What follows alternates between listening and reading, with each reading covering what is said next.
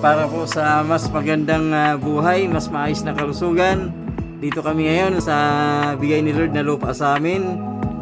Sa ngayon, amin pong pinapatraktor para po sa paghahanda ng aming itatanim na kamuting kahoy at kamuti bilang pamamaraan na hindi palagi kanin ang ating kakainin, at ito ay napakahalaga para sa ating kalusugan. So ito na, ayan po siya guys, nakikita po natin amin pong pinapatraktor.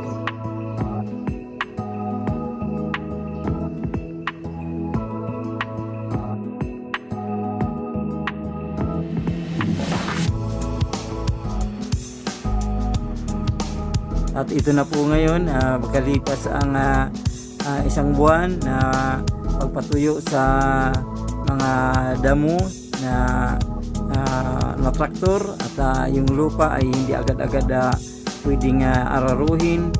Ayan na po siya pagkatapos ng isang buwan. Ayan na po ay nagpapatanim na po kami ngayon ng kamuting kahoy. Tapos ganun din ulit pagkalipas uli ng isang buwan, nariyan na po siya. Kami ay nag-aantay na lang, tumutubo na po siya. Salamat po sa Lord, maganda po ang tubo ng kamuting kahoy at kamuti. Nag-aantay na lang po kami ng 3 buwan at kalahati, at sa kamuting kahoy mga 7 months po kami po ay makakapag-harvest na. So maraming salamat po sa inyo pong panonood sa vlog na ito. Ito ay akin lang pong